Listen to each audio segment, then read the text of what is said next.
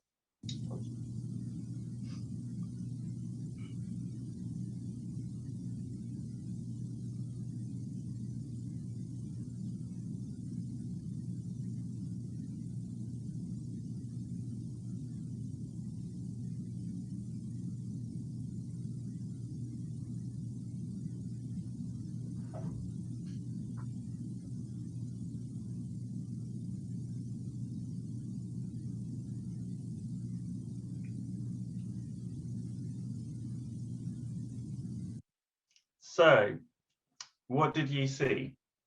I'm interested, how many of you made up a story as you watched this? Well, this is a famous experiment by two psychologists called Haider and Simmel. And you may or may not be surprised to hear that 97% of participants made up stories in the experiment. Dogs chasing sheep, to make sense of the video, and people create characters, plot, emotions, motives, blame. And this really tells us something about how we make sense of information. Essentially, the way we interpret the world is through story. And this understanding really guided the whole project and the framing approach. So just understanding that there are stories out there, whether or not we're telling them or navigating them, there are stories. And we need to tell the right story in the right way without getting caught up in all the other stories that are already out there. So what do we learn from that? Well, it also reminds us of the need to show context, because unless we provide context, people will interpret or crucially, misinterpret our intended meaning. So tomorrow morning, we're going to be doing a bit more of a deeper look at context framing, but I just thought I'd mention that now because a lot of this is about context. So speaking of social experiments, let me ask you all, is anyone here married or in a relationship? Has anyone had the experience of trying to make a constructive point and somehow, for some mysterious reason, despite your positive intentions, your partner's interpretation of your words was about 1,000,000 miles away from the intended meaning of what you were trying to say? Well, I think we've probably all enjoyed that particular experience and the outcome of that. And while framing for marriage might be our next £1,000,000 idea, we're not here to crack that particular problem, I'm afraid. But we do understand one key phenomenon, and that's simply put, that's that people interpret points and ideas based on the range of stories already in their minds. It's powerful insight. So we could kind of summarize that dynamic as you say, they think. Your partner is interpreting your point through their stories, not yours. And it might not sound that kind of remarkable and certainly a common experience, but when we have a sense of what the general stories are on a given subject out there, what are the stories that people hold in their minds, it becomes an unbelievably powerful starting point for the insight we need to kind of make careful choices about what to say. So when we've learned that, we can set carefully chosen interpretive cues, essentially to make sure that we're activating the right story. So what is framing? Well, as I've kind of alluded to, framing is simply making choices. It's making choices about how we present information. It's crucially what to emphasize. So what are you focusing on? How to explain it and how to illustrate it, how to unpack a particular issue or experience. And this is the all too important one for everyone who's married: what to leave unsaid. What are the things that we deliberately choose not to say? And by understanding how people think about given issue, we can choose the stories which we know because we've tested, and now we've got a lot of experience for how particular stories land. We know what will land well. And we can completely skip wholesale the stories that we know don't help us, because the right choice of frame can have a very different outcome.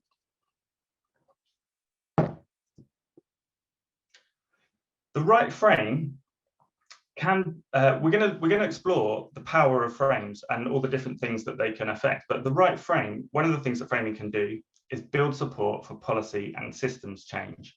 And this example is actually drawing from another project that Frameworks ran in Australia, so unrelated to poverty.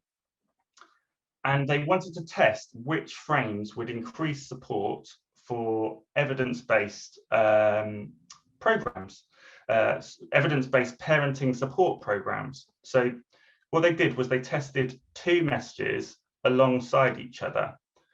On the left, they tested an effective parenting message.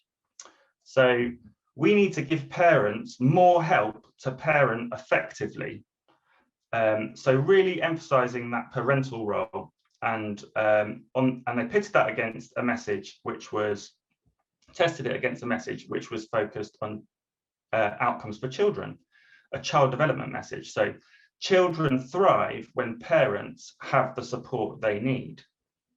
So if you look at that graph, what's fascinating is not only did they learn that the right frame focused on outcomes for children and what children need, built support quite significantly, but the effective parenting strategy, not only did it not work, but it completely backfired and ended up losing support for the cause. So we could hypothesize about why that might be, but that's not really the point. I'm just using this as an example to show you how the difference that a frame can make in affecting engagement and change. Because the right frame can lock very different ways of thinking. So how does this work? These individual framing choices that we are encouraging everyone to make carefully, they can add up to a huge overall effect in any given narrative over time. And that's exactly what we're doing and wanting to do on poverty, to shift the national conversation. And it's not just about our own work and our communications and what we're putting out, but we're thinking about shifting the national conversation as an outcome for public thinking. And that's where the social change comes in. That's how we're kind of shifting the narrative. I'm going to show you this kind of diagram. And while it's not really quite so linear, it's a helpful way of thinking about the framing effect. So as we're going to kind of explore in the coming sessions, our framing choices really affect how people think, how people feel, and how people act. And our experience, because we've been doing this for a while, tells us that when we make those careful choices in our language, with repetition, and that's crucial, quickly, not only the substance of the conversation evolves, and when the conversation has shifted to a more productive focus on solutions to poverty, that's where we not only get the kind of social change, the change in thinking, but where the policy discourse and the change in the changes in policy can indeed happen. And we're going to show you some examples. I think Paul's got some examples in the next session that kind of illustrate these different changes shortly after this. So before we get to that, I just wanted to touch on what is this? Where were we, and where are we going? What is this shift that we need to see that I've been talking about? So these headlines are historic, but they're not too far in distant memory, I wouldn't say. They're pretty shocking reminder, an example of what we're up against and what people who are caught in poverty themselves still sometimes have to endure.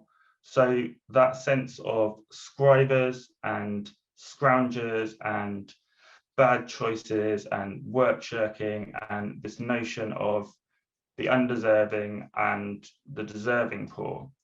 And while we've seen the image of the undeserving poor recede a little, indeed, there has been some more compassionate coverage during the pandemic, as you're all aware. The concept of self-makingness, that idea that it's on you, is still very, very prevalent, and it's a hindrance to our work. So essentially, the shift, one of the big shifts that we want to see, and this is an important one, which is why I've kind of highlighted it first, is moving away from poverty being a sign of personal failure to a sense that poverty is a systemic failure, a societal failure that we can design out of society and design out of our systems and our services. So you're going to learn a lot about the change in the language that we're going to use in the next few sessions. But this is essentially one of the big shifts that we're wanting to see. So to kind of to reiterate, if you like, we need to move the conversation, we still need to move the conversation away from individualized or judgmental views, away from it's all on you, away from blame and shame, in favor of systemic solutions. And to kind of facilitate that shift, we really need to achieve a greater public understanding of the negative events and the context, the things which can cause poverty. So we want to going back to that context point, we want to show the circumstances that can sweep people into poverty and indeed hold back people in their lives once they're caught in it. And we have the language to demonstrate the context of poverty, and we want to kind of guide people using that language to much more productive spaces where they become receptive to the solution. So when people have a broader understanding of poverty, they will be more receptive to the kinds of solutions that, as experts across the sector, we're advocating for. So yeah, so who are we kind of reaching to when I'm talking about the public? Well, this slide kind of illustrates a kind of quite common model of social change. If you've worked in social change organizations before, you might be familiar with this idea. Essentially, where groups kind of identify and attempt to target the persuadable middle of the public, letting go of detractors on the other side of the pitch, and try to pull over those kind of undecided, persuadable sections over to our expert view. And there's nothing wrong with that, but the framing model that we're kind of talking through over these sessions works a little bit differently. So our kind of approach is essentially to tested to work for everybody, and at its core, it's kind of a common approach that's valid, been tested to work across society and crucially across the political divide. So Camille said to me yesterday, oh yeah, Luke, you've got to include the slide on moving the whole house. And I hadn't heard that expression, but I like that. That's essentially what we're trying to do, because yes, we want to see the change across society. And this is why repetition is a good thing and is kind of so important, because we've got a long way to go. It's a big country. So with that in mind, with the scale of ambition that we have, it's worth kind of reiterating that it absolutely takes a village, which is why we have been on a kind of a bit of a framing roadshow. We've taken this work to 4 nations, and we really want to encourage everyone across our sector and beyond it into civil society to kind of get on board with this and to just try it out and test it in your work, and you'll find that it's really helpful, I think. And the other dimension to it is that by using the language, we're actually helping to use productive frames to reduce harm for people who are experiencing injustice themselves. That's really also, clearly highly motivating for this, for adopting this work. So I'm gonna I'm gonna sort of conclude by assuming that we're all here this morning because we all believe that no one should face hardship and injustice in our society. And this does come down to our societal shared values, if you like. And I'm just going to read through this powerful quote from the writer George Eliot, because it kind of underpins the whole project, if you like. I'll tell you what's the greatest power under heaven, and that is public opinion. The ruling belief in society about what is right, what is wrong, what is honourable, and what is shameful. And that is the steam that grinds the steam that grinds the engines. So I think that's quite a powerful quote to kind of think about, and it's loaded with framing, actually, as you'll learn from the sessions coming up on values and metaphors. But I'm going to conclude there, and I'm very happy to hand over to Paul, who's going to talk through a bit of story so far. So not absolutely comprehensively, but it's going to kind of talk through where we've been on our framing journey and some of the different successes that we've had along the way with those different dimensions of framing. So Paul, over to you.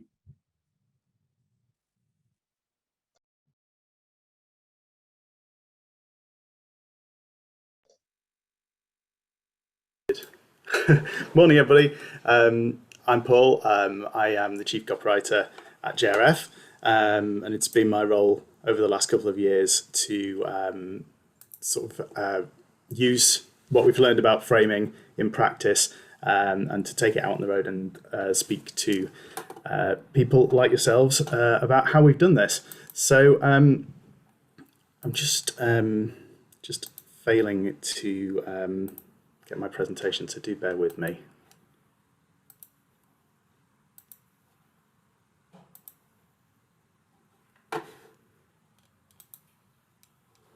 Sorry about this.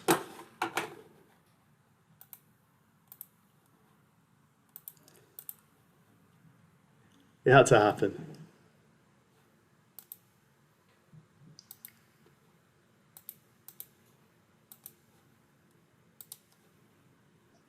Sorry, do bear with me. No worries. I'm just wondering whether anyone's got any quick questions in the chat while you're setting that up. Not yet.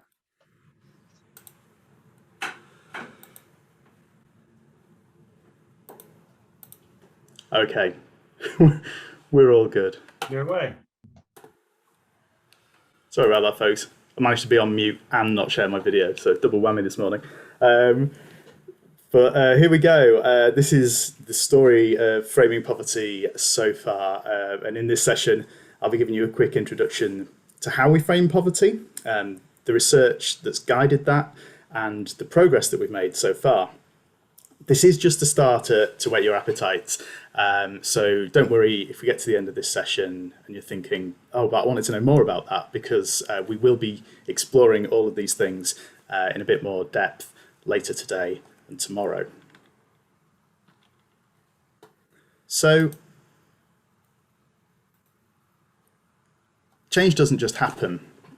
We have power as communicators. These are all campaigns that succeeded in changing how people think. They communicated in ways that showed why the cause mattered, and they tapped into how people felt and the things that they valued. And this was deliberate. These campaigns all used insight into public attitudes. And what each of these meant were things like love and family, about control, about restoring pride, and about compassion towards fellow human beings. And whether we personally believe in these campaigns or not, we can learn from how they were framed, how they connected with people, the things they did say, and the things they didn't say. And these were all careful, conscious choices about what stories to activate in people's minds. But going back 5 years, we weren't seeing this kind of momentum or movement or change in attitudes on poverty in the UK. And despite all the research that we've been doing for decades, despite all the evidence about what was happening to people in poverty, and despite all our influencing and communications work, poverty levels weren't changing, and public attitudes were staying the same too. And these two tweets are typical of a lot of poverty coverage and attitudes 5 years ago. And these judgmental views are still out there. I'll just read them out in case you can't see them clearly. The tweet on the left says, "Listen up, this is what real poverty look like. It's not only having an iPhone 6. The Roundtree Trust is a fraud." So just to add insult to injury, they got our name wrong as well. And the other one says, "Visit the Indian subcontinent, Africa, or parts of South America to understand child poverty. The British definition is kids that don't have mobile phones." And you've already seen those newspaper headlines in Luke's session as well. And this was a time of Benefit Street on TV, and that language of scroungers and skivers and shirkers in the media and in politics too. So it was a generally hostile environment to try and talk about poverty in. In 2016, we launched our strategy for solving poverty in the UK. It was a huge piece of work, brought together everything we knew about poverty in the UK, and it focused our attention on how to solve it. But alongside all this evidence that we had about the problems and about the solutions, we realised that we needed to tell a different story about poverty if we wanted to see a real change in attitudes and subsequently in policy. So we commissioned Frameworks to carry out a very thorough study of how people think and feel about poverty, and that involved around 20,000 people. It involved detailed research with experts to understand the sector view and with the public, and we could see the crucial difference between how people perceive poverty. It gave us a much deeper understanding of public mindsets and some of the things that get in the way of progress on poverty. And that allows us to avoid triggering some of those more problematic ways of thinking. But as well as avoiding doing things that could cause us problems, it also gave us some big opportunities to tap into some of the more positive ideas and the common shared values that people already hold. And that means that we could then build support for the solutions to poverty. And there'll be more about this in the next session. Camille will be exploring what the research showed us about what the public attitudes to poverty are and what they mean for us. So Luke's already touched on how framing works and explained that framing is about making changes to what we say and how we say it. But it's a lot more than just that theory. It's a way of communicating that brings about radical change in how people think and feel and how they act. So Frameworks tested a number of different tools and techniques, and we've been using the successful ones for the last 3 or 4 years. I'm going to talk you through some of these and also through, getting overexcited, and through some of the changes that we've seen over time in the communication that we've done, but also in discourse, in thinking, and in policy and practice. So this is just a quick look at how we've changed our communications. We've been sharing these widely, as we're doing today, to try and build up a consistent and compelling story about poverty in the UK and to build a movement of people calling for change. And we'll be telling you a lot more about these later on. But just to sum up, we have brought in values of compassion and justice to show why poverty matters. We make sure that when we share statistics and stories, they're not just on their own, they come with context to help people make sense of them. We're showing that poverty is a problem that can be solved and that benefits are part of the solution. And we're using metaphors, particularly ones about currents and about restricts and restraints to explain how poverty works. And I'll be telling you a lot more about that in a session tomorrow.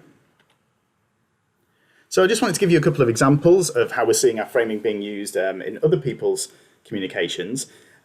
This is a piece by Rachel Sylvester in the Times, and what you can see here is that value of compassion and justice. So she's effectively tapping into that sense of injustice. Is this really the society we want? And that is also bringing in an idea of this is a collective responsibility. It's our society. These are our shared values. So instead of myth busting or arguing about deserving or undeserving people, this is presenting an inarguable truth that this situation is wrong. Here we have a couple of promotions for Challenge Poverty Week. So the main image is for Challenge Poverty Week in England and Wales from last year. And you'll note there the Together We Can hashtag, which again brings in that sense of this is about all of us. It's about shared responsibility for action. And the Scottish version of that is a little catchphrase, I we can, which is a kind of positive call to action. Then here we have the Archbishop of Canterbury.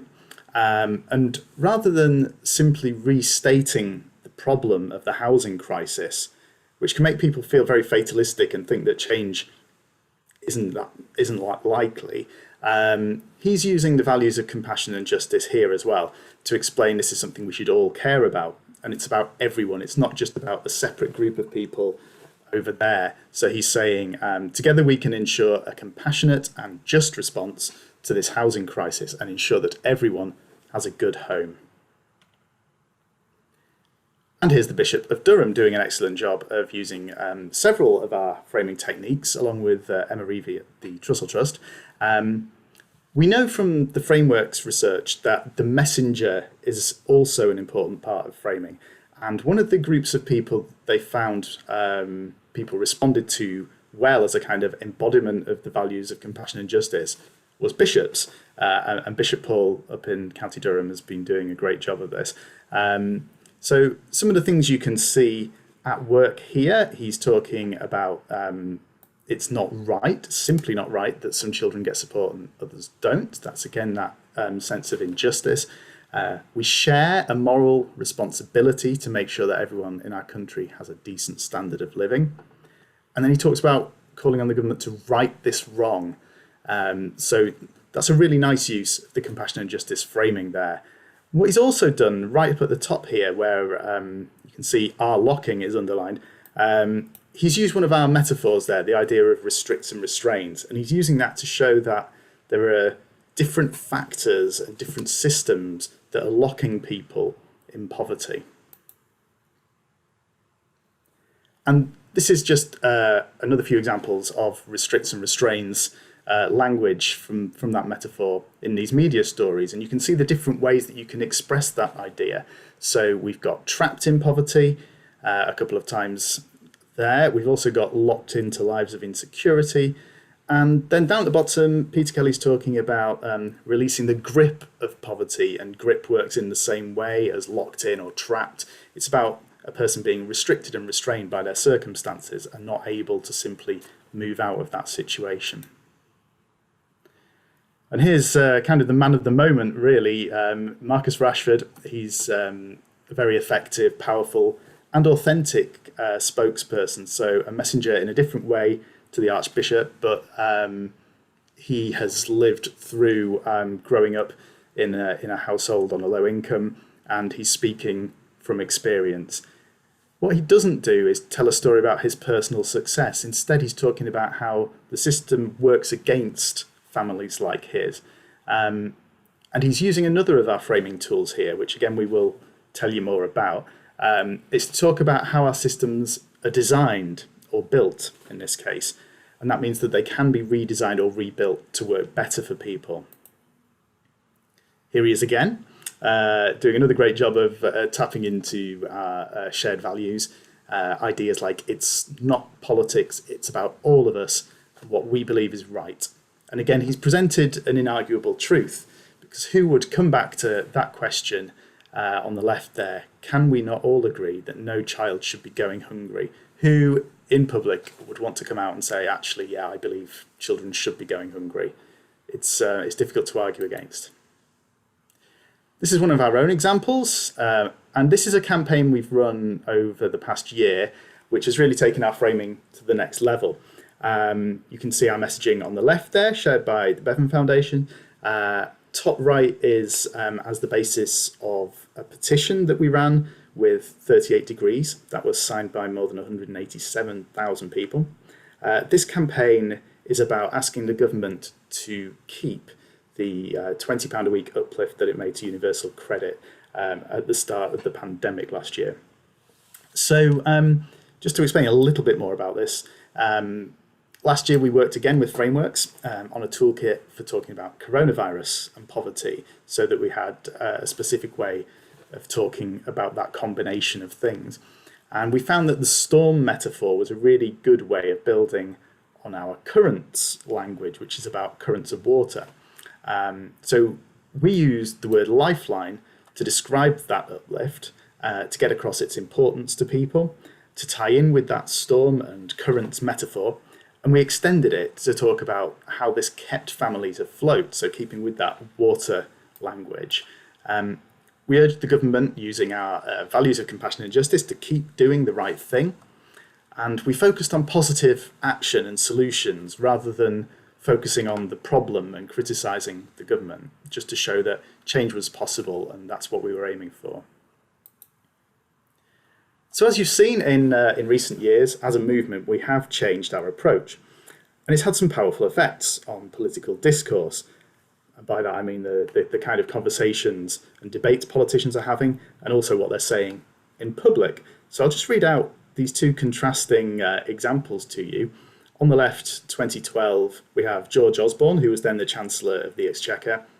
Where is the fairness, we ask, for the shift worker, leaving home in the dark hours of the early morning, who looks up at the closed blinds of their next-door neighbour sleeping off a life on benefits?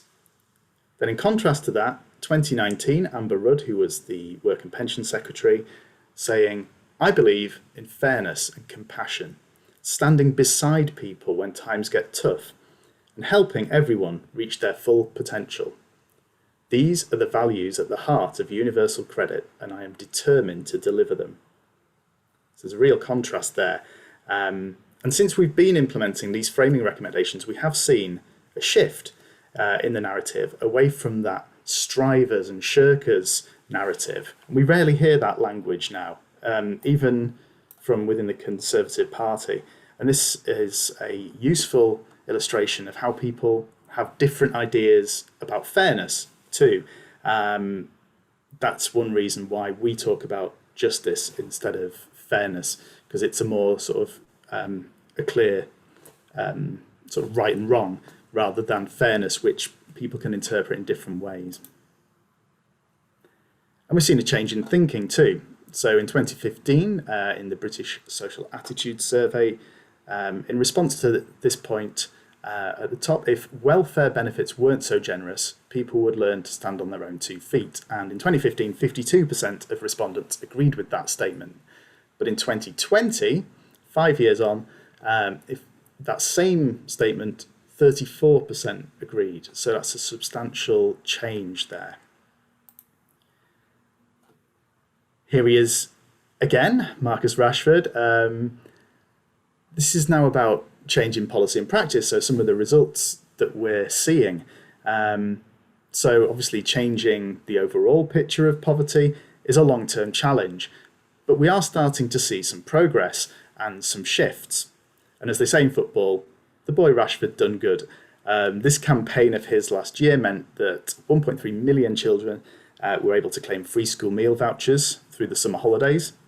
And I think once the Euros are over, we might see if he's interested in a transfer to JRF. And this is how I keep the Lifeline campaigns going. The Chancellor extended the uplift for a further 6 months.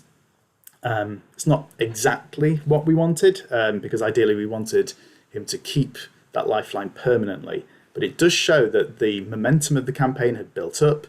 Our movement was putting pressure on the government to do something, and it felt like it had to act.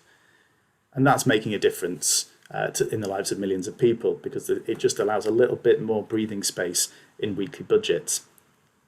This isn't over, this campaign. The Lifeline is due to be taken away this October.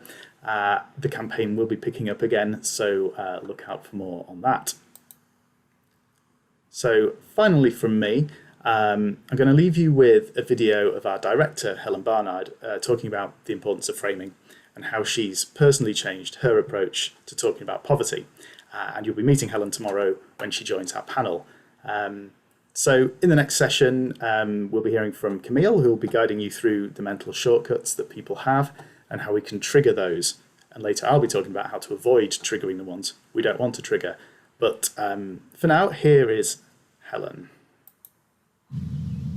I've been trying to communicate effectively about poverty for years now, putting together a robust evidence base, crafting clear key messages, trying to connect with my listeners' interests.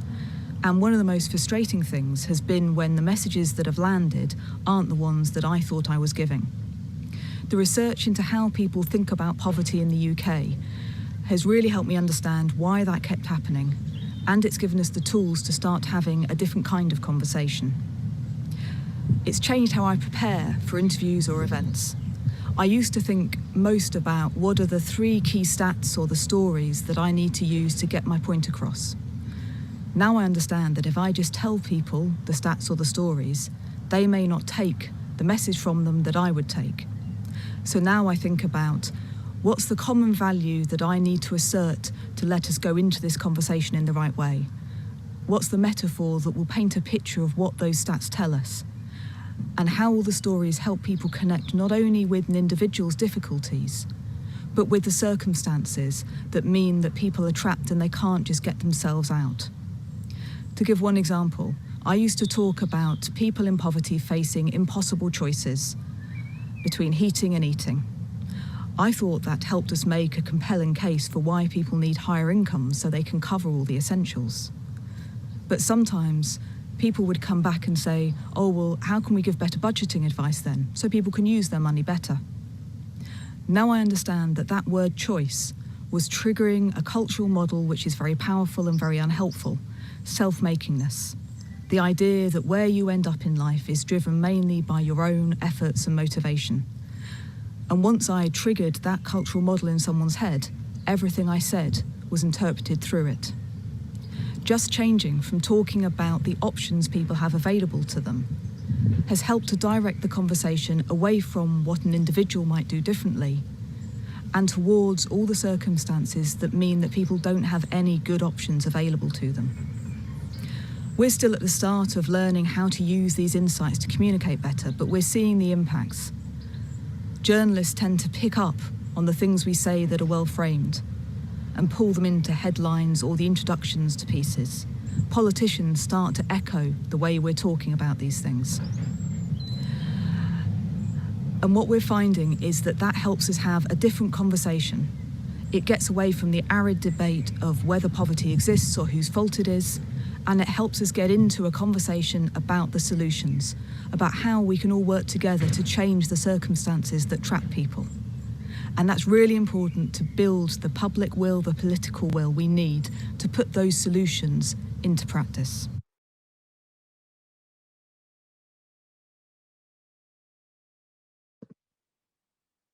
Hello, everyone. Can you hear me?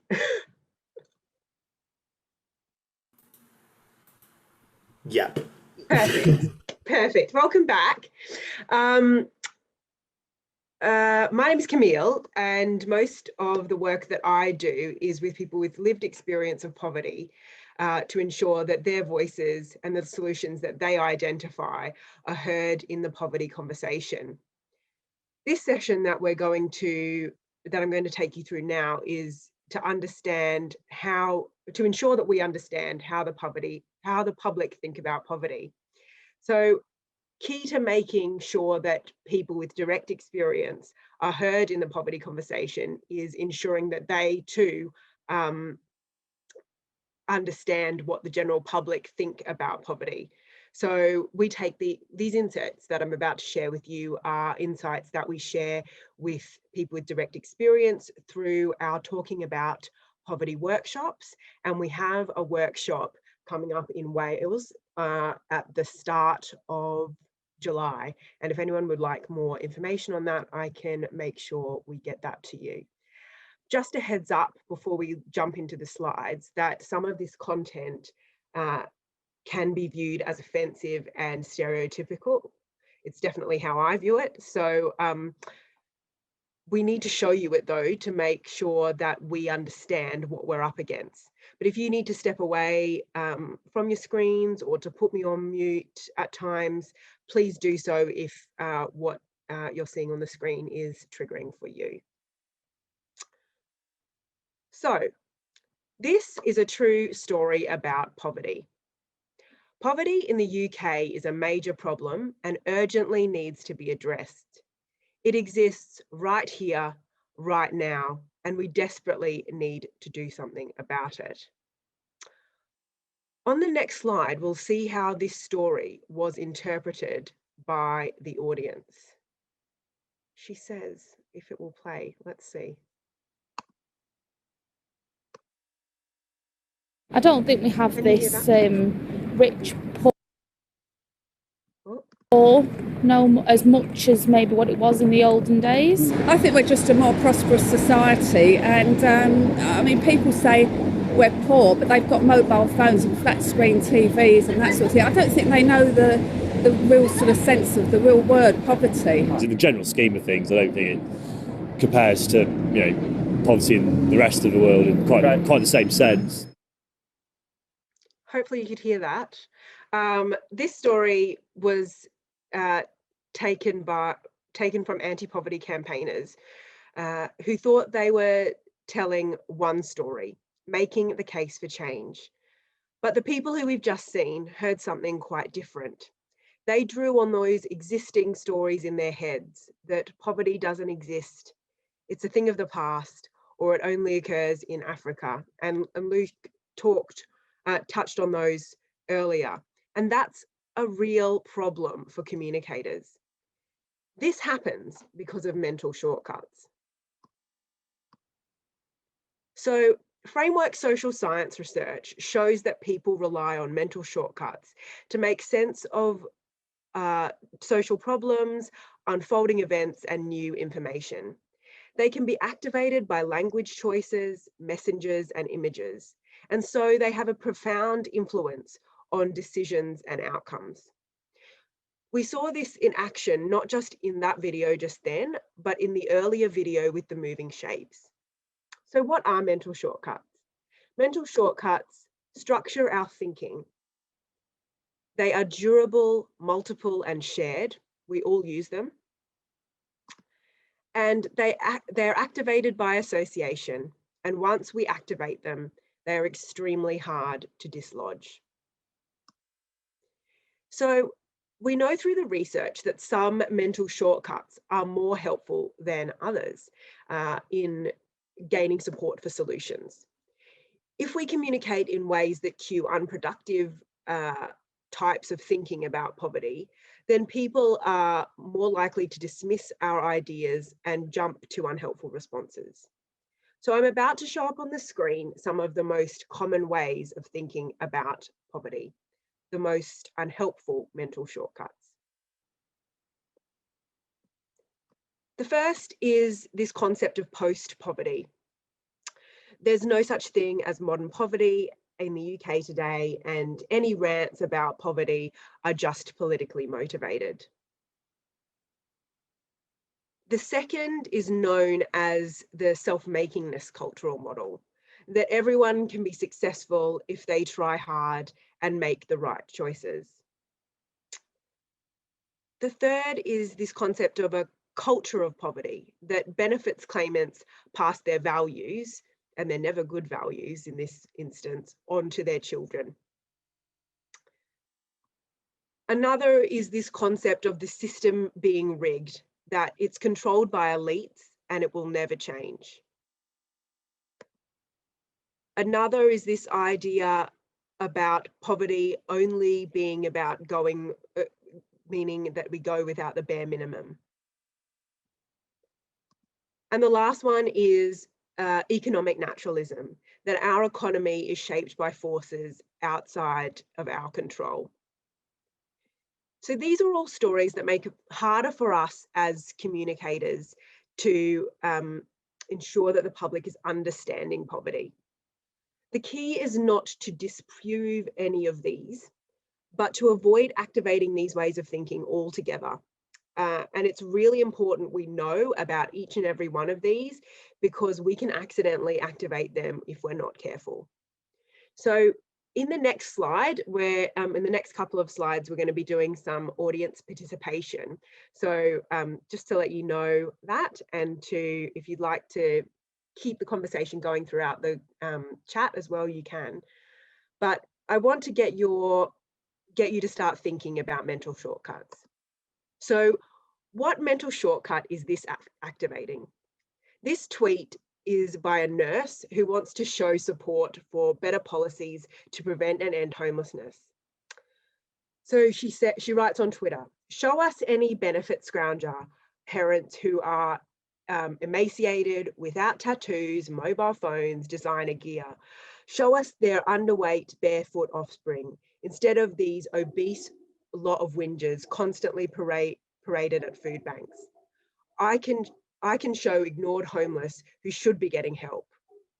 So if we can have the poll up now, Nellie, I want you to understand, what mental shortcuts is this activating? There's one right answer.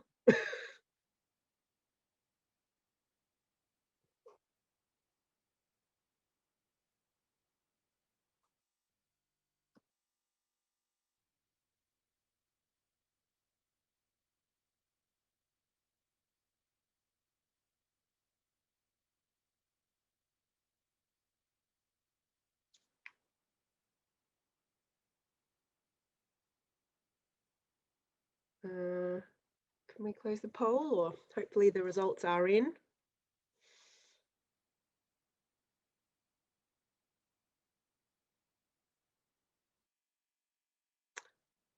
Great. So I think you can see those results on your screen. So 47% of you are correct. So this is really activating and doing a whole lot of damage around a culture of poverty that when it's starting off a conversation by, you know, highlighting that image of benefit scroungers, people who are emaciated, people who are you know, underweight with barefoot offspring. It's really identifying that that culture of poverty amongst a community, and it's also highlighting the mental shortcut around self-makingness, that if people made better choices for themselves, they wouldn't be in this situation, and if they just worked harder, they wouldn't be poor. And that really is not the work that this tweet probably wanted to do. So they're doing a whole lot of damage when what they wanted to do was create change for people who aren't getting the support that they need. Okay, another opportunity here. So this is an article which I'll read out about inaccurate statistics or the inaccurate use of statistics. So PM's child poverty claims inaccurate, says Statistic Watchdog. Boris Johnson has made a number of inaccurate claims about child poverty levels since coming into power, the UK Statistics Watchdog has said. The PM has argued that poverty levels have come down under his government, but the Office of Statistics Regulation said that some of the figures he has quoted to back his claims are inaccurate. Labor is calling on Mr. Johnson to correct the record and to come clean about the government's performance.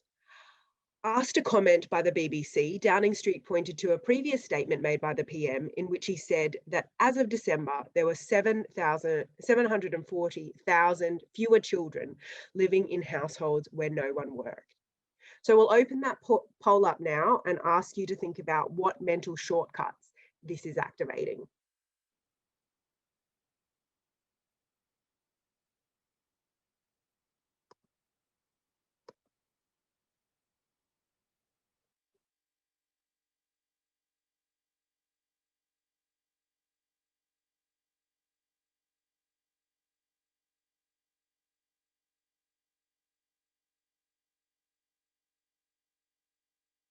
I'll give you a hint, it's activating more than one, and take your time. So we've got self-makingness, we've got culture of poverty, we've got economic naturalism, we've got post-poverty. These are just a few. Which ones of those that we've learnt about earlier perhaps are being activated in this piece?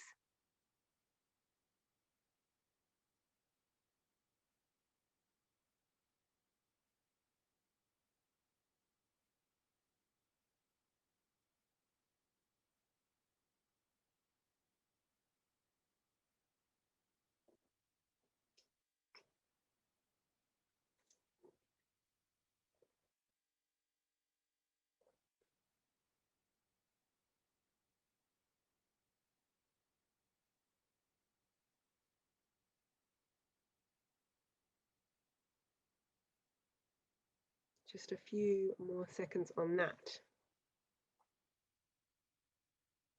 Great, so I think you can see the results on your screen. Yep. Great. So those of you that said the game is rigged, economic naturalism, and self-makingness were correct. So the system here is controlled by elites and it will never change. You know, who do we believe? Do we believe the Prime Minister? Do we believe the Statistics Watchdog? this concept that the economy is something that's outside of our control, but also at the end there, self-makingness, because children are poor because their families are choosing not to work. And, you know, we know that that is not the case. And also overwhelmingly fatalism, that this is all too hard and it will never be solved. So it's really important to be able to identify unhelpful mental shortcuts that are being activated in our communications, so that we can, well, that are being activated in communications when we read them online, read the news online, or see a news article on the television, so that we can, you know, take from that what we should be avoiding when we're doing our work and when we're trying to communicate our position. We were excited. It's not all doom and gloom. We were excited to find out through the research that there is some mental shortcuts that make it easier for the public to understand poverty. So the research showed us that people can hold unhelpful and unhelpful mental shortcuts in our heads at the same time. But because we're inundated with communications which reinforce these unhelpful mental shortcuts, making them dominant, we need to reach for the language and the images that activate positive mental shortcuts to drive to those policy solutions. So what do they look like, those good mental shortcuts? The first one, money gives us options and freedom. So this is in direct contrast to that self-makingness model that everyone can be successful if they try hard and just make the right choices. We know that's not true, and we know that money gives us options and the ability to make different choices in our lives. The second one is that people in poverty have fewer resources and opportunities, and once you're there, it's harder to escape. And the third one, that the government should help take care of our needs. So the second and third ones activate language around government action and policy decisions. The concepts of people having fewer opportunities aligns with conservative views in the poverty space, and it helps open up a conversation with that particular cohort around poverty issues. The third one there, around the government being able to take care of our needs, and by extension, protect us and support us when we need that extra help. It counters that political fatalism that the government can't do anything and that the poor will always be with us. So where can we see that in action? So this is an opinion piece that was written a couple of weeks ago by Dame Louise Casey in the Times. So it's doing a lot of good work to prime those positive mental shortcuts. First up, the headline: leveled up countries should not need food banks. So it's activating that mental shortcut of governments should help take care of our needs. In the second paragraph there on the left-hand side, you can see state welfare support is needed to keep our country afloat. Straight up, it's using a good metaphor there, but it's why we pay taxes. So again, really positive framing about why we pay into a system during the good times so we can utilize it during the bad times. Further down the page on the second side, you know, placing the burden of food aid on charities or asking supermarkets to give all their food waste away to food banks is not the right answer. Again, it's priming that government responsibility. And in the next paragraph, highlighting employment, education, a better standard of welfare as solutions, and it identifies that people in poverty have fewer resources and opportunities. And then finally, if you want to level up, start with those families who, through no fault of their own, cannot feed themselves or their children. again, that people in poverty have fewer resources and opportunities, and money gives us options and freedom. So earlier in the presentation, we saw that what it looks like when we use unframed language, what unhelpful mental shortcuts are primed in the general public. Now we're going to show you what happens when people are given framed messages about poverty. And I'd like you to pop in the chat the difference that you see. So I think it's about people not having opportunities. Having no choices. Not being able to live how you like or where you want. They are just unfortunate enough to be born in a certain geographical location and have no to very little opportunity to access things that could help them escape the poverty cycle. You have to be given the opportunities to be able to shine. If you live in a backwater, you've got no clubs, no social infrastructure for those kind of things, you ain't going to get on. If you've little hope because you've little money and you've little aspirations because of those things, and because there seems no way out, your spirit is almost crushed. So using the chat, what was the difference that you could see there from the video that you saw earlier? Yep, empathy.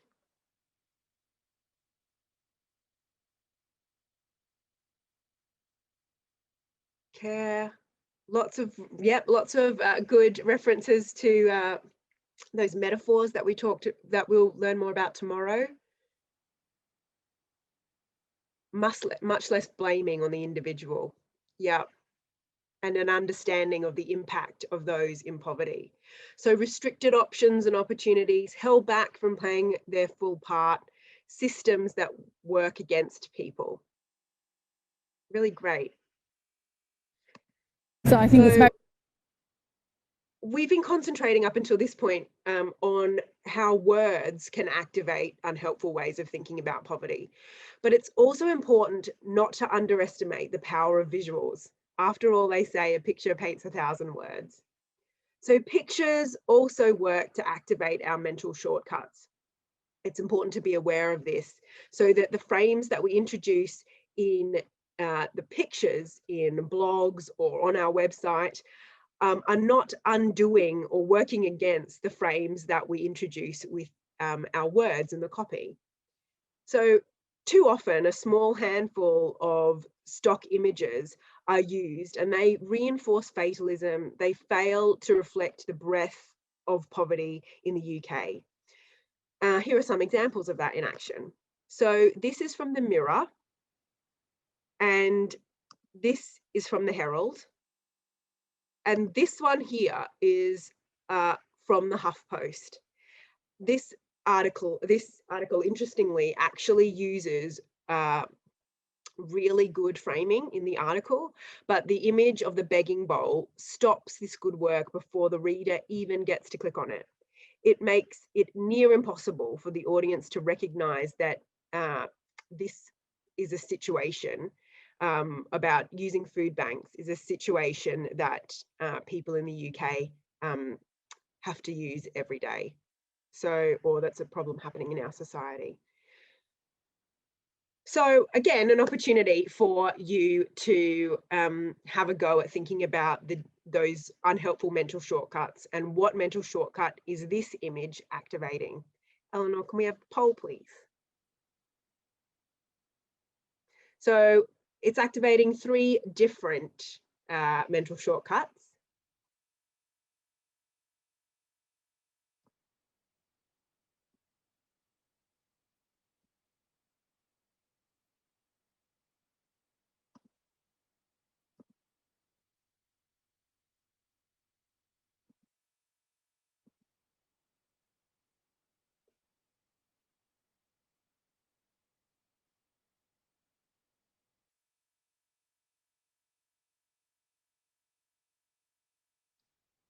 Give you a few more minutes there. Oh, a few more seconds.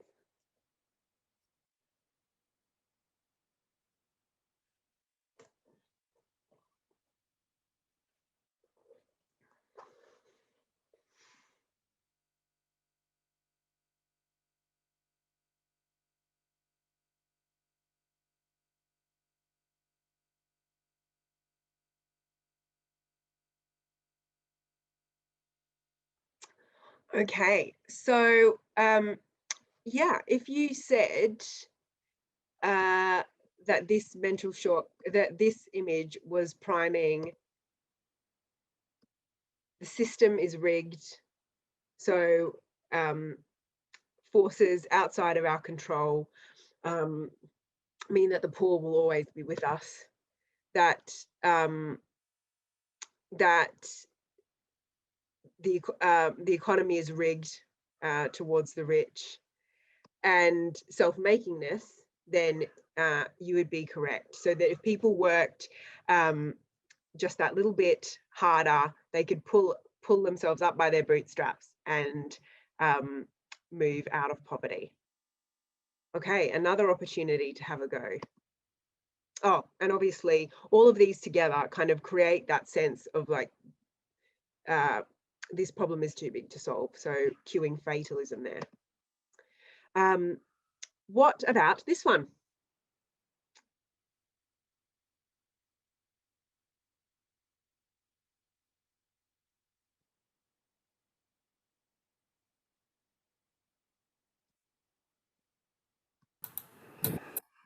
Camilla, you've just got a box over the slide.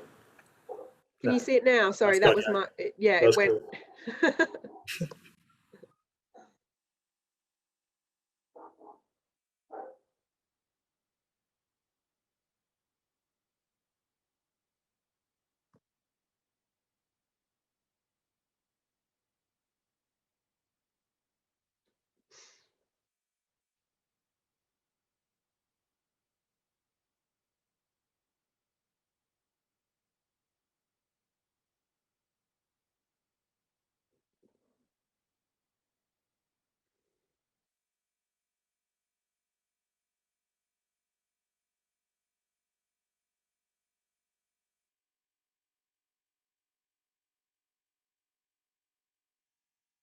How are we going? A few more seconds.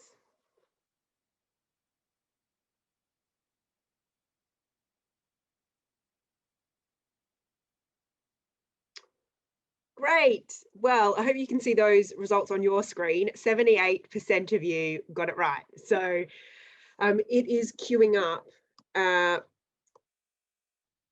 this culture of poverty that benefits claimants pass their values onto their kids. That, again, if people worked hard and made different choices, they wouldn't be in poverty. And this concept of fatalism. But images such as these ones that are coming up on the screen now, they're altogether more positive.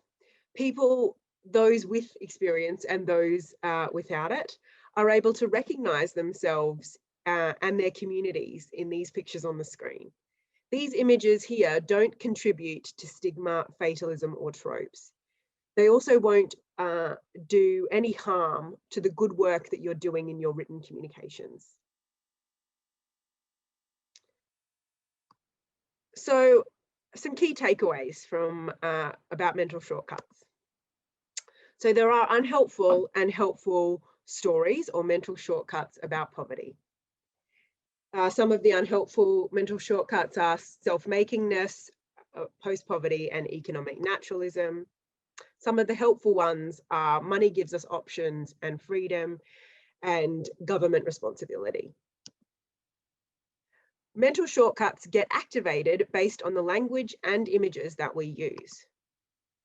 And once you activate a mental shortcut, it's really hard to walk it back, near impossible. So don't try to disprove an unhelpful mental shortcut. Try to avoid activating it altogether. So that's it from me. I'm going to hand over now to Paul, who's going to talk to us about how we can dodge some of these framing pitfalls.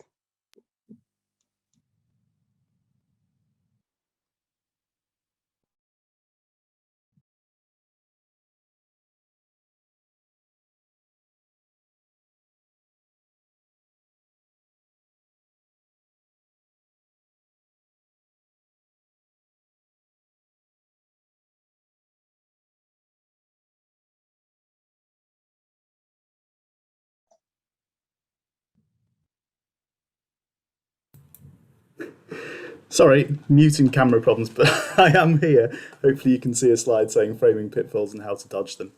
As Camille's just explained, there are stories in people's heads that make it harder for us to understand poverty. And we need to know what we're up against so we can sidestep those stories. Most of this session is about what not to do and how to avoid these framing pitfalls. But don't worry, I'll be covering some good alternatives to these, and we'll look at them in some more detail tomorrow.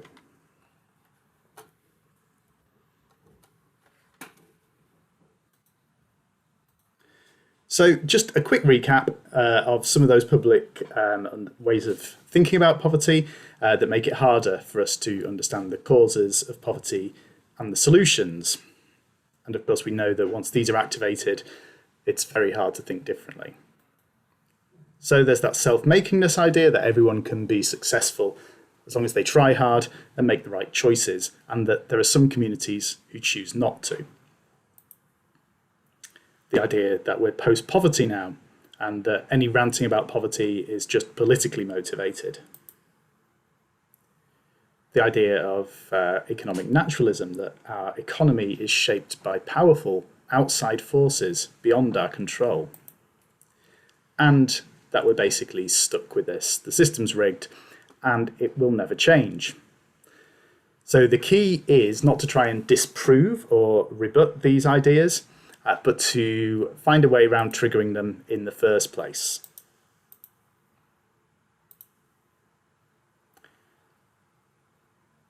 These are some examples of exactly the kind of thing that can happen when we do accidentally trigger these ways of thinking.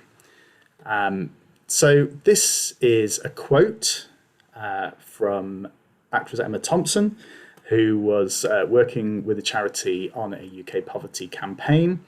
And she said that poverty in the UK has reached Dickensian levels. And this was what happened, a backlash.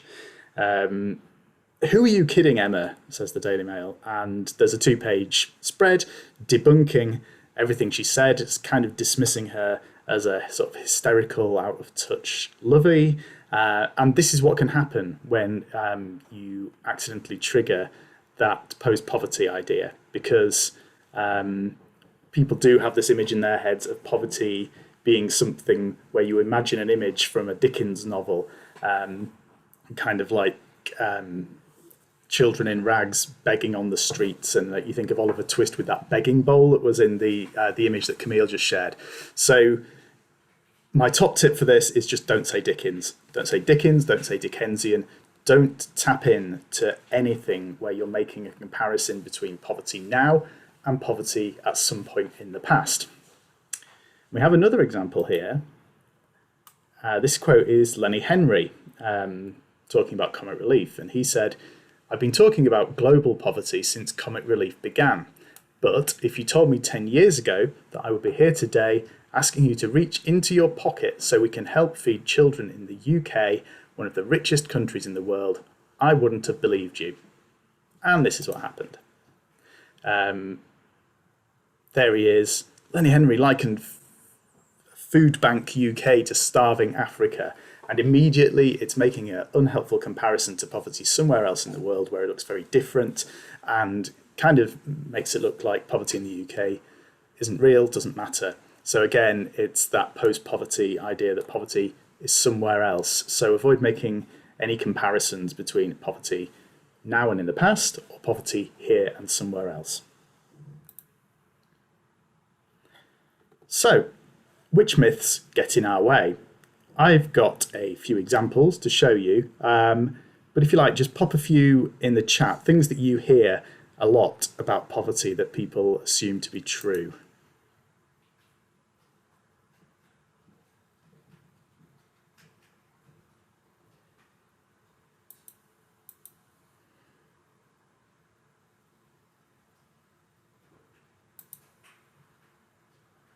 I'm now realising I can't actually see the chat. Is anyone able to tell me anything that's in the chat, please? Yeah, so we're getting They can't budget, the government can't afford to increase benefits, generations of families have never worked, so there's a culture of worklessness. Yeah. People don't have the skills, they can't cook. It's lazy and learnt behaviour. Some of the comments coming through there. Yeah, all those sound very familiar, and they are all, I think, connected to some of those mental shortcuts that Camille was just sharing. So we also have feckless spending. So going back to the lady in the video talking about how people have the latest mobile phones and flat screen TVs, which means they're not really in poverty. There's a lot we could say about that, but getting into an argument about that just means you get stuck in the wrong story. Poverty of aspiration, this idea that basically people are in poverty because they're not ambitious enough, whereas actually I think we saw in the second video Camille showed us that it's hard to have aspiration when you have so few options available to you. Poor impulse control. I mean, these are the sort of things that almost assume that people in poverty are some kind of distinct separate group who somehow work differently to like the normal people, which again we know isn't true.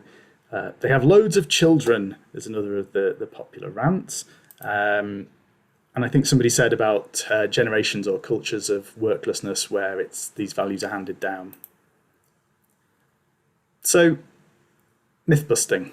For most of us working in communication, and I think especially in charities, this is something that we've all done. We've all done myth busting. It's a classic communications tool. We present somebody with something that's wrong, that they're mistaken in believing. We tell them why it's wrong, and then we try to tell them what they should be thinking instead, the correct thing, the fact. And aside from the fact that people don't like being told they're wrong, his myth-busting unicorn flying in to say, bad news, folks, myth-busting doesn't work. And not only does it not work, it can make things a lot worse, as I'll show you in this next example.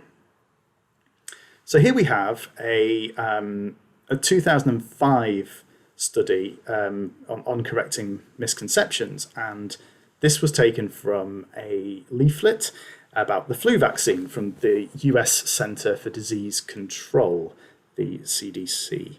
And so you can see here there is a set of myths that they're looking to address. And we'll look in particular at this one at the top right. The flu shot can cause the flu, says the myth. And then you've got the facts. The flu shot cannot cause the flu.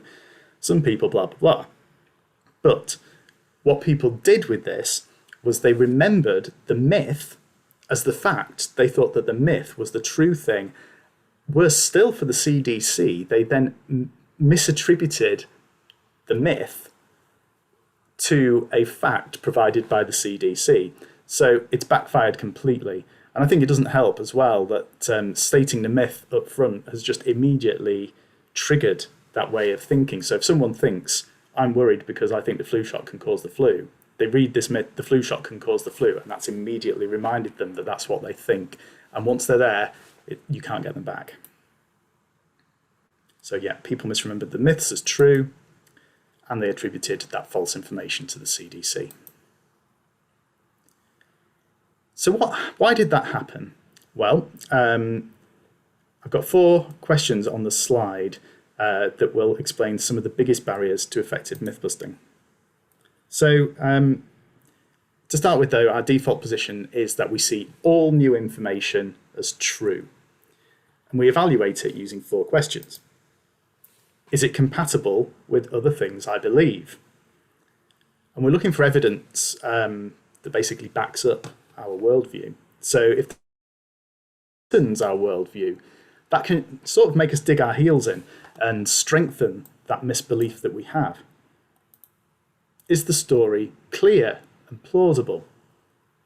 We actually process simple, straightforward myths more easily than a slightly more complicated truth. do I trust the source?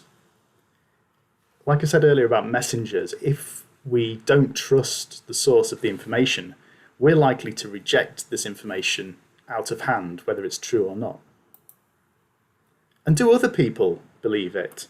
Do we see people we know believing the same thing? And if information is presented as being a social norm and it makes good sense, we can use that to tap into people's belief in common sense. Facts are no match for stories, and how we tell the stories really matters. If a myth is repeated often enough, it becomes familiar to us, and that reinforces it, and we then believe that that's true. And I have a classic example for you. You'll probably remember this. It's the Brexit bus with the claim on it that we send the EU £350 million a week, so let's fund our NHS instead. And this was a very, very powerful message from the Vote Leave campaign during Brexit, backed up with that message of let's take back control.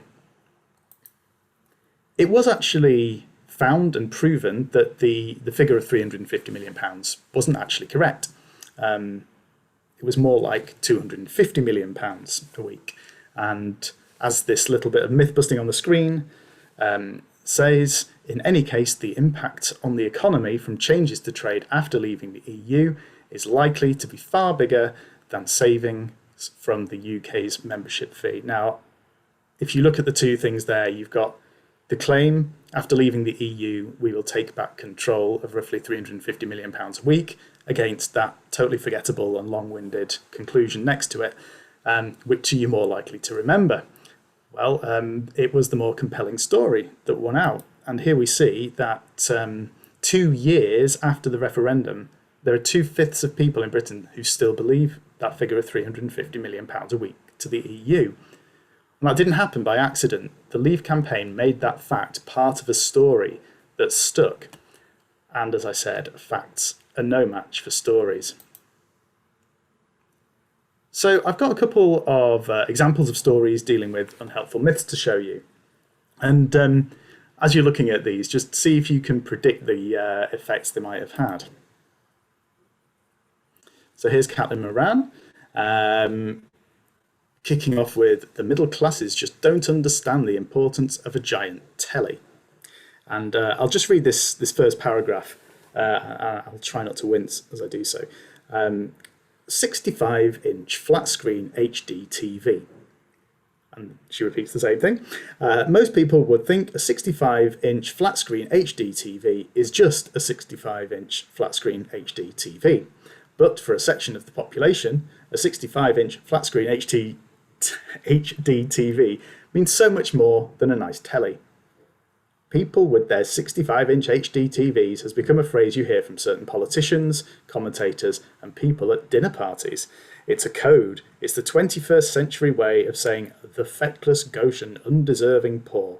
It's Brexit era speak for underclass. It means people I believe to be burdensome and wrong. And then I've also highlighted feckless or decadent in the next column there. So, and if anyone has any thoughts on the kind of reaction you might get to this, Camille, if you don't mind reading out any comments in the chat to me, I do apologise for this. Yeah, absolutely. So, yeah, by reiterating this point about big flat screen tellies and fecklessness and the middle class not understanding, what kind of thinking might we be cueing with this piece?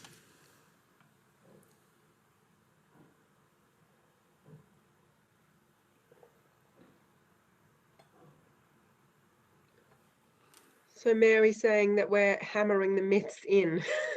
Yeah, we are. That's a really good way of putting it. Yeah, we are. We're reminding people of something they believe, and then essentially just smacking them around with the face with it for several sentences. And so this idea, the myth of the flat screen TV, we could get into conversations about why people only have flat screen TVs, which is pretty much that you can't get any other sort of TV. with mobile phones, you can get caught up in that argument about you need a mobile to be able to connect with most things now in society, including benefit claiming, including job searching, all those things. But once you get into those arguments, you are basically on a losing path, really. You're stuck in that other person's story. And instead, we need to show why poverty matters and how it works. I think the other thing that happens in this story that's really unfortunate is it creates a kind of us and them situation where you've got like this distinct other class of people who believe a thing and another distinct group of people who believe something else. Just another quick one here. We have Jamie Oliver. So his first couple of sentences, that the obese poor think in a different gear, and lectures about healthy eating that follow middle-class logic will not help them, Jamie Oliver has said. The chef and campaigner said that the disadvantaged should not be accused of lacking the willpower to eat less, as he pushed for government action to limit a profusion of cheap, unhealthy food. So what he's actually doing is that he is calling on Sadiq Khan, Mayor of London, to ban junk food adverts on the tube. But what's he done instead?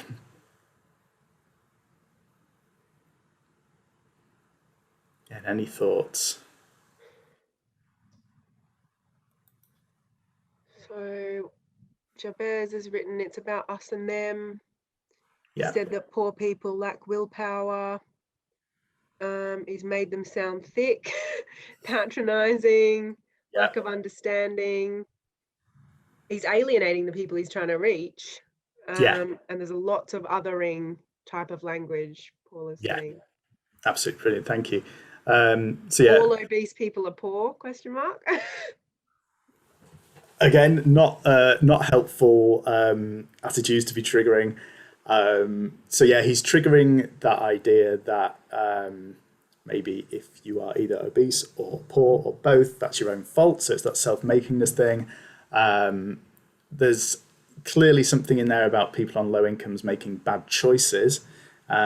This culture of poverty idea, as those comments in the chat said about this othering sense of like a group of people who think and do things differently. There is in here a good point, which I've highlighted in green. It's this line where he says, what you see is parents who aren't even thinking about 5 fruit and veg a day, they're thinking about enough food for the day, which I think is saying a bit more about the reality of a situation for people where they might not have access to the food they need, whether that's through money or through where they live. But that's lost. It's completely buried. It's near the end of the story, and he's already kind of inadvertently triggered all these unhelpful ways of thinking. But there is a better way. You can correct these myths more effectively without getting directly into myth busting. This isn't that way. This is an example of DWP doing some myth busting adverts tackling criticisms of universal credit. Starting off on the left with, think you know about universal credit? There are a lot of myths out there about it. We set the record straight. And then it comes up with the myths, which are all short and memorable. And then it answers them with longer, more forgettable truths. So, for example, you have in the middle, universal credit doesn't work. And then underneath, it does. People move into work faster on universal credit than they did on the old system, which sounds a bit pleading and less convincing than that stark sentence of universal credit doesn't work. But this is a clever response from the Trussell Trust. And what they've done is alluded to the myth without actually stating it. And they've kind of kicked off on the same message as the DWP there. Think you know about universal credit. But what this does really cleverly is instead of stating the myth, it states a fact about what universal credit should be. And so it's tapping into the values of justice and compassion there as well. Universal credit should be fighting poverty, not forcing people to use food banks.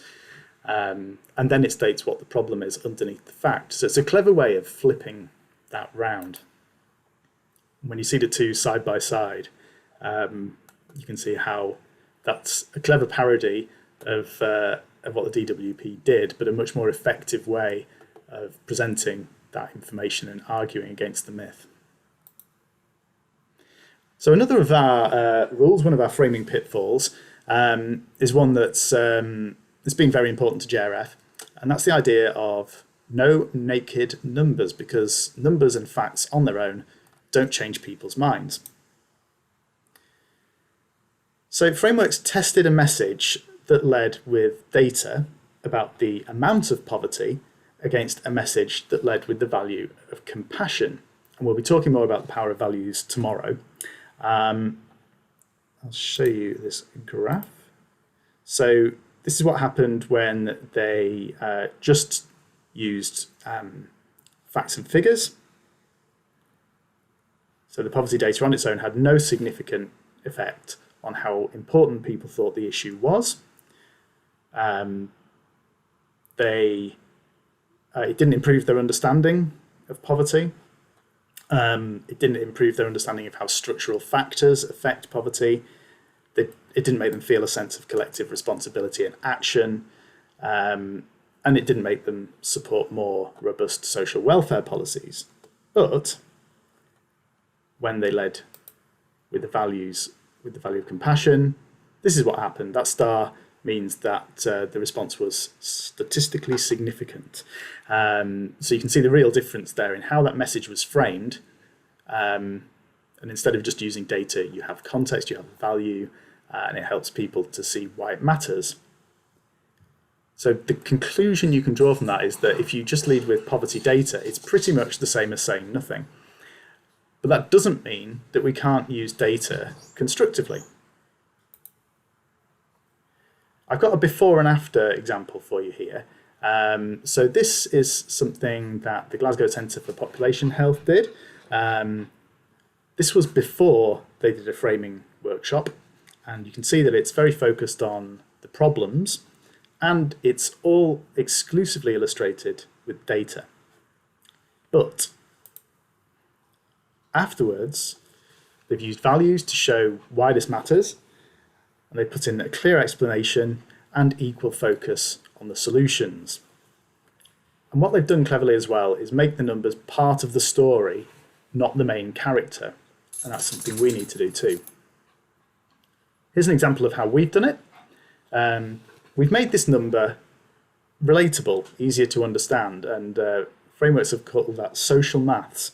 So it's where you take a big number and you put it in a way that is relatable to people. You often hear about the number of football pitches that an area of rainforest is equivalent to when it's being burned or logged, for example.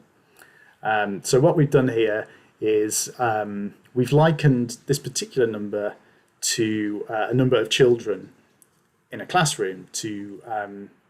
So the actual numbers are big, but in proportion, if you were in a typical classroom, which is a concept everyone can relate to, on average 9 children would be caught in poverty's grip. And we've used that caught in poverty's grip metaphor there, which of course we'll be telling you more about.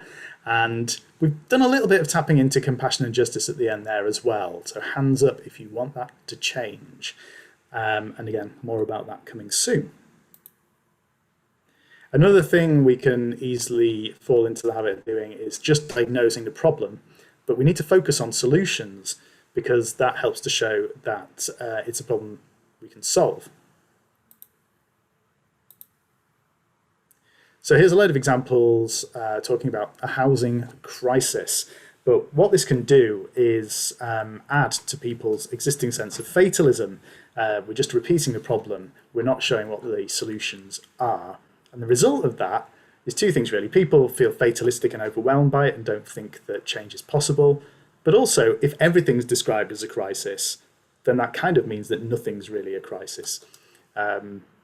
Frameworks have often used examples when talking to us where things have been described like a hummus crisis and other things like that. And if you hear crisis in that context, then probably mentally downplay it when you hear it in a situation that actually is a crisis. So this is a better approach.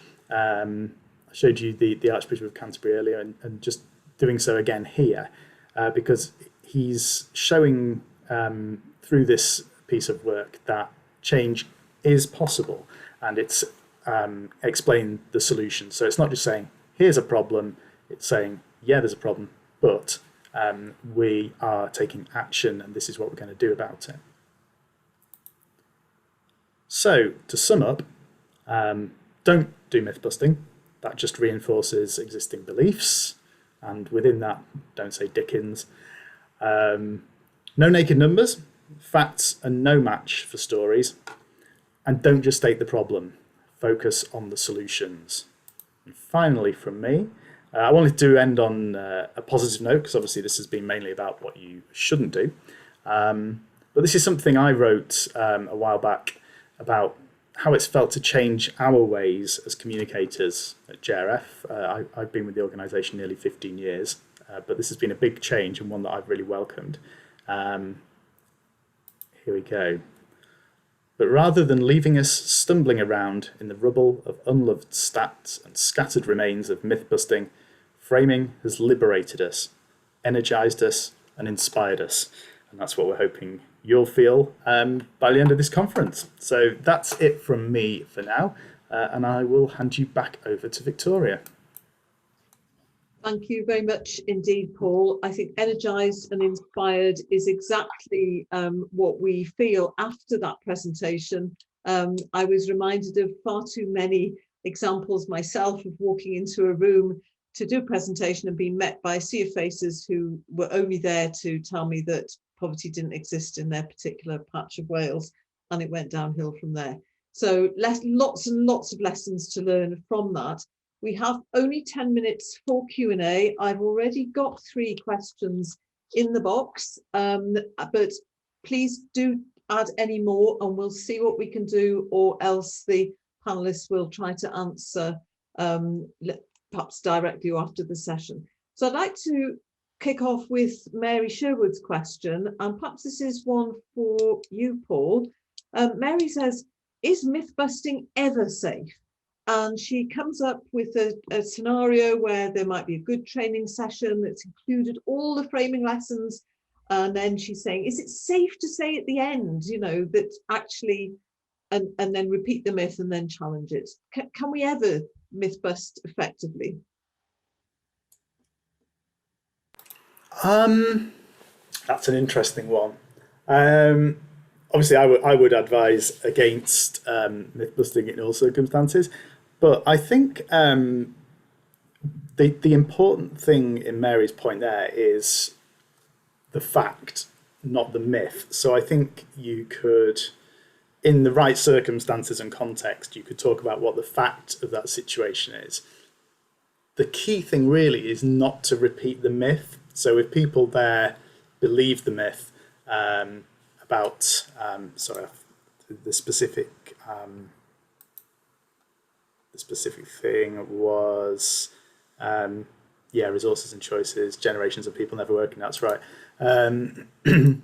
I think just trying not to say that and to address that point directly is the key thing, because that's where you are basically directing people down that mental shortcut that they already have.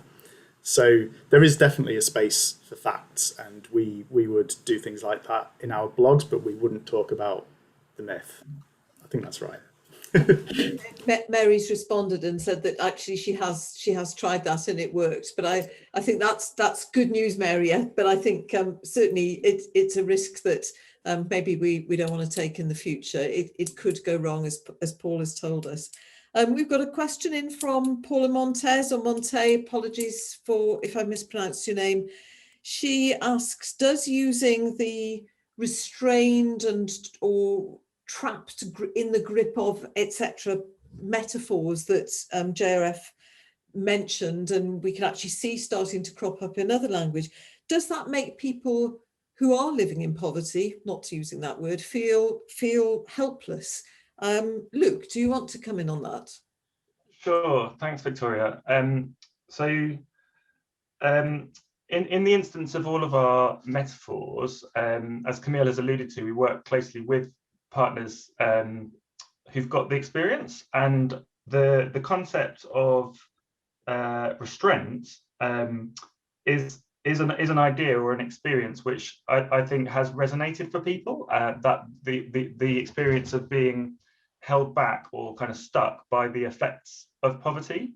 And I can think of one example where somebody said, it's like Groundhog Day, you know, just no matter what I'm doing, I'm not getting anywhere, I'm stuck. So it's a metaphor which actually has really been owned and brought to life by people with experience.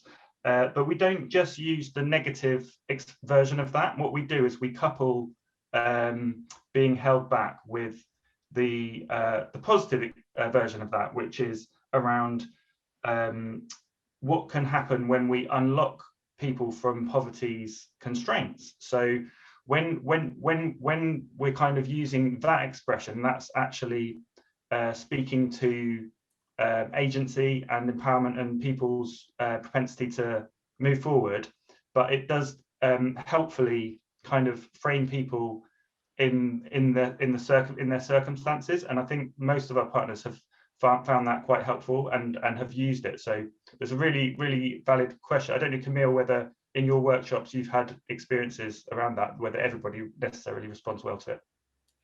Yeah, I think the thing we have to remember is that people with direct experience of poverty are also part of the general public. So they're not immune to the stigma and stereotypes and othering of people who could be in quite similar situations to themselves, but they're people with direct experience of poverty are quite capable of othering others who are also in poverty.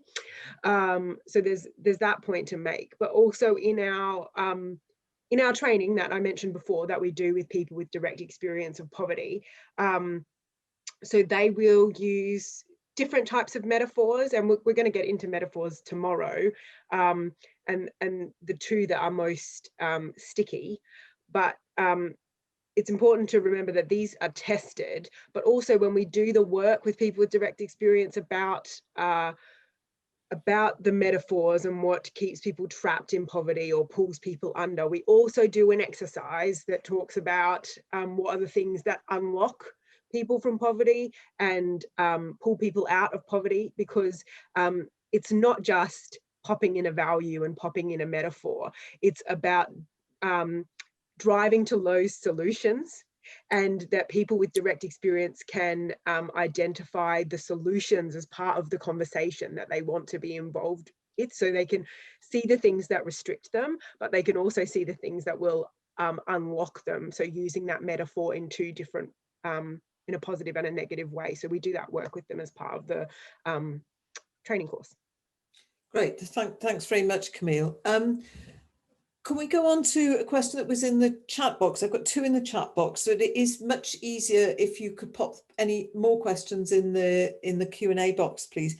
One from Christian, which is something that really interests me.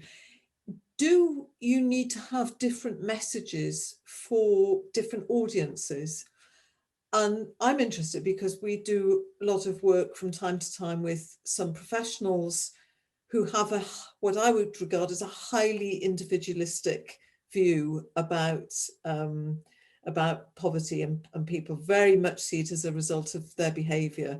So do we need different messages for different groups of people, or does one size fit all? Is this something for you, Paul, maybe? Yeah. So yes and no. On the no side, I mean, these attitudes have been identified sort of across the political spectrum, across society, across the 4 nations of the UK. But on the yes side, you don't have to use all of these things all at once. So framing is given us kind of like this toolkit of different approaches to communicating. But certain things might work better on certain issues or with certain groups of people. And you can also kind of think about how forceful or strident or opinionated you want to sound when you're talking about an issue. You can go from a very measured response to something where you're kind of describing something as disgraceful or outrageous or disgusting or something like that, appalling. So there is quite a lot of flexibility within these different techniques. And I think we will be going into those in a bit more detail tomorrow. So today's been kind of setting the ground for some of the theory and how it's been applied so far. I think tomorrow we're going to go into the more detailed stuff about how you can actually apply this yourself and sort of how you can make it work in different situations. The other thing I would just quickly say is that there is framing work on other issues that interconnect with poverty as well. So if we were talking about homelessness, for example, if we were talking about carers, housing, there are some other framing recommendations frameworks have made specifically on those. So if we're working on something that's like a cross-sectional issue, then we can also tap in to some of those, and I think we've done some of that with the work we did on coronavirus and poverty, where some of the messaging that works well for homelessness can also work well with people who've been worst affected by COVID-19 as well. So yeah, hope that answered your question, Christian. That was great, thank you. We are very nearly out of time, so I just want to finish with not with a question but a comment, and perhaps we could pick this up tomorrow, but it's a comment from Ruth Wells, who asks, has the change in, well, the increase in redundancies, but more widely the change in economic circumstances affecting some groups of better off people, might that be resulting in a change in attitudes? But I think we're out of time to answer that.